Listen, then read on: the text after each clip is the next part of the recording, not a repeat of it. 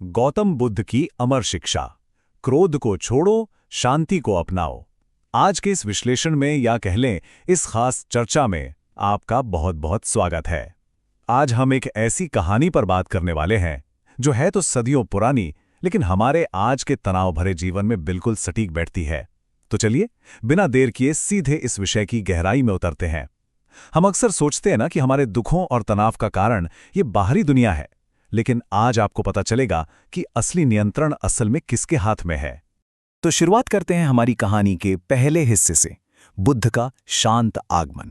अब जरा इस ऐतिहासिक प्रसंग को महसूस करने के लिए अपने आसपास के शोरगुल को एक पल के लिए भूल जाइए। कहानी की शुरुआत होती है एक बेहद ही मनमोहक सुबह से। जरा कल्पना कीजिए, धीमी बांसुरी की मधुर ध्वनि गूंज रही है, सुबह का बिल्कुल शांत वातावरण है, पेड़ों से ओस की बूंदें गिर रही हैं और दूर कहीं पक्षियों की मीठी आवाज आ रही है। यह वह दौर था जब गौतम बुद्ध का जीवन अपने आप में मानवता, शांति और प्रेम का एक जीता जागता संदेश बन चुका था। लोग दूर दूर से मीलों का सफर तय करके उनके पास आते थे, पैसे या संपत्ति के लिए नहीं, बल्कि अपने जीवन के दुखों का हल और मन की सच्ची शांति पाने के लिए। स्रोत बताते हैं कि एक दिन गौतम बुद्ध अपने कुछ शिष्यों के साथ एक बहुत ही शांत से गांव में पहुंचे। जैसे ही उनके आने की खबर फैली, आप अंदाजा लगा सकते हैं, पूरे गांव के लोग उनके दर्शन के लिए उमड़ पड़े। लोग उनके प्रति गहरी श्रद्धा दिखा रहे थे। कोई उनके चरण छू रहा था तो कोई सिर्फ उनके शांत चेहरे को देखकर ही आशीर्वाद महसूस कर रहा था। मतलब चारों तरफ एक बहुत ही सकारात्मक और आदर से भरा हुआ माहौल था। लेकिन जहां रोशनी होती है वहां परछाई भी होती है, और यहीं से शुरू होता है कहानी का दूसरा हिस्सा, अहंकार और क्रोध का सामना। इसी शांत माहौल के बीच एक ऐसा मोड़ आता है जो इस पूरी कहानी की जान है। देखिए, ये सिर्फ एक संत और गांव की कहानी नहीं है, बल्कि ये एक सीधे टकराव की कहानी है। बताया जाता है कि उसी गांव में एक ऐसा व्यक्ति भी था जिसके मन में बुद्ध को लेकर बहुत ज्यादा नफरत और जलन भरी हुई थी। अब आप सोचेंगे क्यों? असल में उसे लगता था कि बुद्ध की बातों से गांव के लोग बदल रहे हैं और इसी वजह से उसका अपना रुतबा और प्रभाव कम हो रहा है। इसी असुरक्षा की भावना ने उसे कठोर कदम उठाने पर मजबूर कर दिया। उसने मन ही मन पक्का इरादा कर लिया, आज मैं सबके सामने इस साधु का अपमान करूंगा। और अब जरा इन दो बिल्कुल अलग स्थितियों की कल्पना कीजिए। एक तरफ वो व्यक्ति है जो अहंकार से भरा हुआ बुद्ध के ठीक सामने आ खड़ा हुआ है। उसकी आंखों में गुस्से की आग है और शब्दों में सिर्फ और सिर्फ जहर। वो लगातार उन्हें अपशब्द कह रहा है, अपमान कर रहा है। और दूसरी तरफ गौतम बुद्ध हैं। उनके चेहरे पर वही हल्की और सौम्य मुस्कान है। वे बिल्कुल शांत हैं। उनकी तरफ से कोई पलटवार नहीं, कोई प्रतिक्रिया नहीं। ये दृश्य ही अपने आप में बहुत कुछ कह जाता है। अब देखिए हम इंसानों का स्वभाव कैसा होता है। जाहिर है, जब कोई हमारे सामने हमारे गुरु या किसी अपने का इस तरह अपमान करे तो हमें गुस्सा तो आएगा ही। बुद्ध के शिष्यों का भी यही हाल था। अपने गुरु का इतना भयानक अपमान देखकर वे अंदर ही अंदर गुस्से से उबलने लगे। उनका मन किया कि बस तुरंत आगे बढ़ें और उस व्यक्ति को उसी पल रोक दें। और सच कहें तो यह एक बहुत ही स्वाभाविक मानवीय प्रतिक्रिया थी। लेकिन बुद्ध की अडिग शांति ने उन्हें रोके रखा। वो व्यक्ति लगातार चीखता रहा, कड़वी बातें कहता रहा। पर जरा सोचिए, जब सामने से कोई जवाब ही ना मिले तो गुस्से की आग आखिर कब तक जलेगी? आखिरकार वो इंसान चिल्लाते चिल्लाते पूरी तरह से थक गया। वो अचानक चुप हो गया और बिल्कुल हैरान रह गया। उसे समझ नहीं आ रहा था कि इतना भयंकर अपमान करने के बाद भी सामने बैठा ये सन्यासी इतना शांत कैसे रह सकता है। और यहीं से कहानी अपने सबसे अहम पड़ाव पर पहुंचती है, अस्वीकृत उपहार का रहस्य।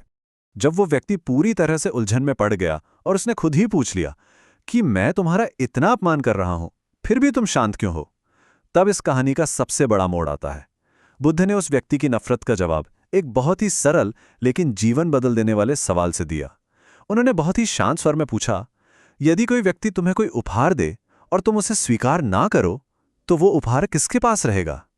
इस एक लाइन को जरा गहराई से समझिए। यह सिर्फ एक सवाल नहीं है, ये इंसानी मन को देखने का एक बिल्कुल नया नजरिया है। उस गुस्से से भरे व्यक्ति ने बिना ज्यादा सोचे तुरंत एक बहुत ही तार्किक और सीधा जवाब दिया। देने वाले के पास? जाहिर सी बात है ना, अगर कोई आपको कुछ दे रहा है और आप अपना हाथ ही आगे न बढ़ाएं तो वो चीज उसी के पास रह जाएगी। और बस यही वो जवाब था जिसने बुद्ध के सबसे महान संदेश की नींव रखी। तो यहां सबसे जरूरी बात यह है कि बुद्ध ने मुस्कुराते हुए क्या कहा। उन्होंने कहा, ठीक उसी प्रकार तुमने मुझे क्रोध और अपमान दिया, लेकिन मैंने उसे स्वीकार नहीं किया, इसलिए वो अब भी तुम्हारे पास ही है। ये जवाब एकदम किसी तीर की तरह था, जिसने सीधे उस व्यक्ति के अहंकार को चकनाचूर कर दिया। बुद्ध ने उसे समझाया कि किसी की दी हुई नफरत भी एक उपहार की तरह ही है। जब तक आप उसे खुद लेते नहीं, वो आपको छू तक नहीं सकती। बुद्ध के इन शब्दों का उस व्यक्ति पर जो असर हुआ वो देखने लायक था।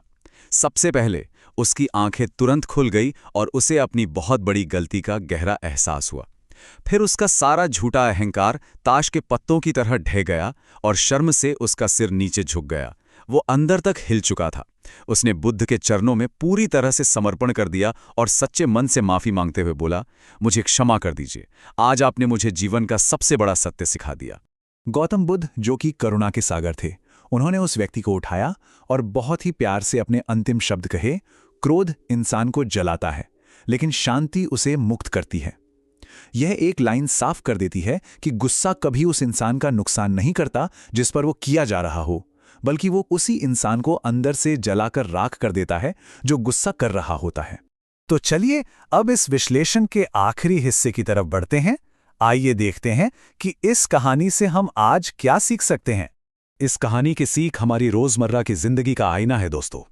सच्चाई तो यही है कि जीवन में लोग आपको अपमान, नफरत और कड़वे शब्द देंगे ही। ये बाहरी दुनिया की एक कड़वी सच्चाई है। लेकिन सबसे बड़ा सबक यह है कि उसे स्वीकार करना या न करना पूरी तरह से हमारा अपना फैसला है, हमारा अपना विकल्प है। हर बात पर प्रतिक्रिया देना बिल्कुल जरूरी नहीं होता। कई बार आपका मौन, आपकी चुप्पी ही आपकी सबसे बड़ी ताकत बन जाती है, जो सामने वाले के गुस्से को पूरी तरह से बेअसर कर देती है। याद रखिए, गुस्सा हमेशा विनाश की तरफ ले जाता है, लेकिन धैर्य और शांति ही वो रास्ता है जो इंसान को महानता की ओर ले जाता है। तो इस पूरे विश्लेषण का जो असली निचोड़ निकल कर आता है वो ये है कि हमारी सबसे बड़ी ढाल बाहर नहीं बल्कि हमारे भीतर है। यदि हमारा अपना मन शांत और स्थिर है तो इस दुनिया की कोई भी नकारात्मकता, कोई भी कड़वाहट हमें चोट नहीं पहुंचा सकती। दूसरों का बर्ताव हमारे नियंत्रण में नहीं होता, लेकिन हमारी अपनी प्रतिक्रिया हमेशा और सिर्फ हमारे हाथ में होती है। तो अंत में एक सवाल के साथ हम आज की इस चर्चा का समापन करते हैं। अगली बार जब जीवन में कोई आपके सामने क्रोध या अपमान का वो जहरीला उपहार लेकर आए, तो बस एक पल के लिए रुकिएगा और खुद से ये सवाल पूछिएगा, इसे स्वीकार या अस्वीकार करने की असली शक्ति आखिर किसके पास है? उत्तर आपके भीतर ही है, और यही शांति की सबसे बड़ी ताकत है। हमारे आज के इस विश्लेषण में जुड़ने के लिए आपका बहुत बहुत धन्यवाद। सीखते रहिए और शांत बने रहिए।